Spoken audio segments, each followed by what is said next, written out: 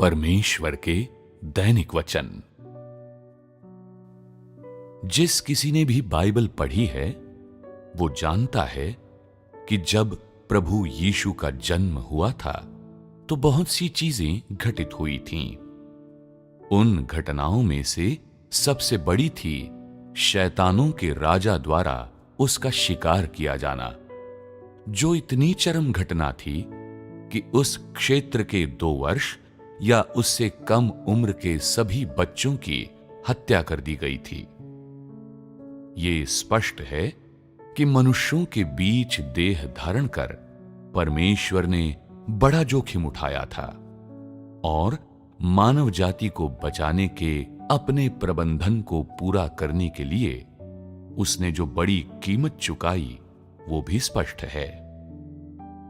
परमेश्वर द्वारा देह में मानव जाति के बीच किए गए अपने कार्य से रखी गई बड़ी आशाएं भी स्पष्ट हैं। जब परमेश्वर का देह मानव जाति के बीच अपना कार्य करने में सक्षम हुआ तो उसे कैसा लगा? लोगों को इसे थोड़ा बहुत समझने में सक्षम होना चाहिए, है ना? कम से कम परमेश्वर प्रसन्न था क्योंकि वो मानव जाति के बीच अपना नया कार्य आरंभ कर सकता था। जब प्रभु यीशु का बपतिस्मा हुआ और उसने आधिकारिक रूप से अपनी सेवकाई पूरी करने का अपना कार्य आरंभ किया तो परमेश्वर का हृदय आनंद से अभिभूत हो गया, क्योंकि इतने वर्षों की प्रतीक्षा और तैयारी के बाद वो अंततः एक सामान्य मनुष्य की देह धारण कर सका था और मांस और रक्त से बने मनुष्य के रूप में, जिसे लोग देख और छू सकते थे, अपना नया कार्य आरंभ कर सका था। अंततः वो मनुष्य की पहचान के माध्यम से लोगों के साथ आमने सामने और दिल से बात कर सकता था। अंततः परमेश्वर मानवीय भाषा में मानवीय तरीके से मानव जाति के साथ रूबरू हो सकता था। वो मानव जाति का भरण पोषण कर सकता था, उन्हें प्रबुद्ध कर सकता था और मानवीय भाषा का उपयोग कर उनकी सहायता कर सकता था। वो उनके साथ एक ही मेज पर बैठकर भोजन कर सकता था और उसी जगह पर उनके साथ रह सकता था। वो मनुष्यों को देख भी सकता था, चीजों को देख सकता था और हर चीज को उसी तरह से देख सकता था जैसे मनुष्य देखते हैं, और वो भी अपनी आंखों से। परमेश्वर के लिए ये पहले से ही देह में अपने कार्य की उसकी पहली विजय थी। ये भी कहा जा सकता है कि ये एक महान कार्य की पूर्णता थी। निस्संदेह परमेश्वर इससे सबसे अधिक प्रसन्न था। तब से परमेश्वर ने मानव जाति के बीच अपने कार्य में पहली बार एक प्रकार का सुकून महसूस किया। घटित होने वाली ये सभी घटनाएं बहुत व्यावहारिक और स्वाभाविक थीं, और जो सुकून परमेश्वर ने महसूस किया वो भी बहुत ही वास्तविक था। मानव जाति के लिए हर बार जब भी परमेश्वर के कार्य का एक नया चरण पूरा होता है और हर बार जब परमेश्वर संतुष्ट महसूस करता है तो ऐसा तब होता है जब मनुष्य परमेश्वर और उद्धार के निकट आ सकता है। परमेश्वर के लिए ये उसके नए कार्य की शुरुआत भी है, अपनी प्रबंधन योजना में आगे बढ़ना भी है, और इसके अतिरिक्त ये वे अवसर भी होते हैं जब उसके इरादे पूर्णता की ओर अग्रसर होते हैं। मानव जाति के लिए ऐसे अवसर का आगमन सौभाग्यशाली और बहुत अच्छा है। उन सब के लिए जो परमेश्वर के उद्धार की प्रतीक्षा करते हैं, ये सबसे महत्वपूर्ण और आनंदमय समाचार है। जब परमेश्वर कार्य का एक नया चरण कार्यान्वित करता है, तब वो एक नई शुरुआत करता है।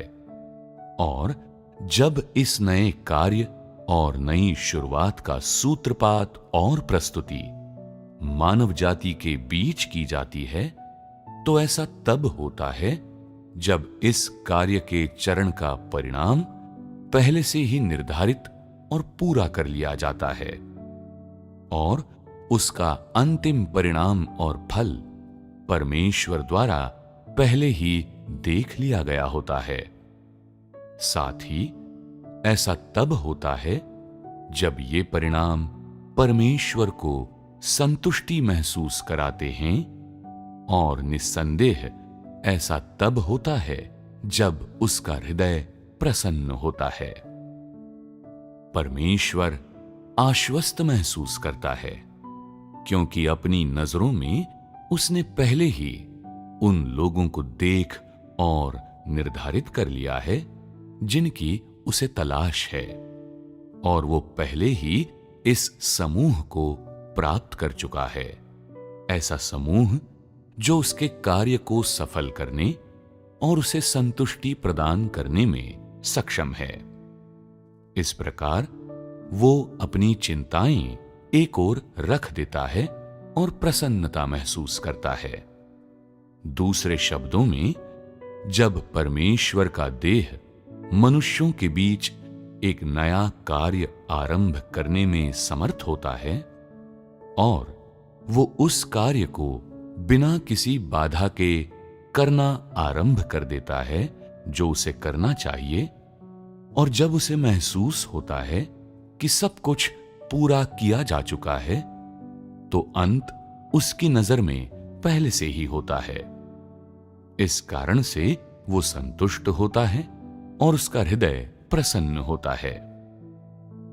परमेश्वर की प्रसन्नता किस प्रकार व्यक्त होती है? क्या तुम लोग सोच सकते हो कि इसका क्या उत्तर हो सकता है? क्या परमेश्वर रोए? क्या परमेश्वर रो सकता है? क्या परमेश्वर ताली बजा सकता है? क्या परमेश्वर नृत्य कर सकता है? क्या परमेश्वर गाना गा सकता है? यदि हां, तो वो कौन सा गीत गाएगा? निस्संदेह परमेश्वर एक सुंदर और द्रवित कर देने वाला गीत गा सकता है। ऐसा गीत जो उसके हृदय के आनंद और प्रसन्नता को व्यक्त कर सकता हो। वो उसे मनुष्य के लिए गा सकता है, अपने लिए गा सकता है और सभी चीजों के लिए गा सकता है। परमेश्वर की प्रसन्नता किसी भी तरीके से व्यक्त हो सकती है। ये सब सामान्य है, क्योंकि परमेश्वर के पास आनंद और दुख हैं, और उसकी विभिन्न भावनाएं विभिन्न तरीकों से व्यक्त हो सकती हैं। ये उसका अधिकार है, और इससे अधिक कुछ भी सामान्य और उचित नहीं हो सकता। लोगों को इस बारे में कुछ और नहीं सोचना चाहिए। तुम लोगों को परमेश्वर से ये कहते हुए कि उसे ये नहीं करना चाहिए या वो नहीं करना चाहिए, उसे इस तरह से कार्य नहीं करना चाहिए या उस तरह से कार्य नहीं करना चाहिए, परमेश्वर पर वशीकरण मंत्र का उपयोग करने की कोशिश नहीं करनी चाहिए, और इस प्रकार उसकी खुशी या कोई भी अन्य भावना सीमित नहीं करनी चाहिए। लोगों के विचार में परमेश्वर प्रसन्न नहीं हो सकता, आंसू नहीं बहा सकता, रो नहीं सकता, वो कोई मनोभाव व्यक्त नहीं कर सकता। इन दो संगतियों के दौरान हमने जो बातचीत की है, उससे मैं ये विश्वास करता हूं कि तुम लोग परमेश्वर को अब इस तरह से नहीं देखोगे, बल्कि परमेश्वर को कुछ स्वतंत्रता और राहत लेने दोगे। ये एक बहुत अच्छी बात है।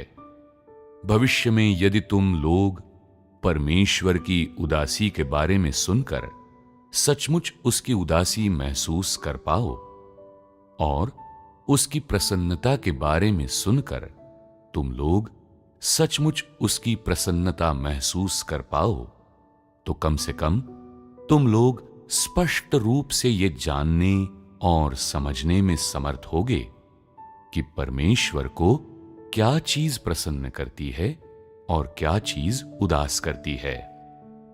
जब तुम परमेश्वर के उदास होने पर उदास महसूस कर पाओ और उसके प्रसन्न होने पर प्रसन्न महसूस कर पाओ, तो उसने तुम्हारे हृदय को पूरी तरह से प्राप्त कर लिया होगा और अब उसके और तुम्हारे बीच में कोई बाधा नहीं होगी।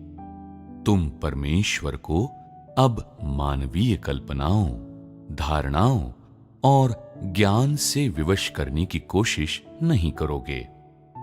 उस समय परमेश्वर तुम्हारे हृदय में जीवित और जीवंत होगा। वो तुम्हारे जीवन का परमेश्वर होगा और तुम्हारी हर चीज का स्वामी होगा। क्या तुम लोगों की इस प्रकार की आकांक्षा है? क्या तुम आश्वस्त हो कि तुम इसे हासिल कर सकते हो?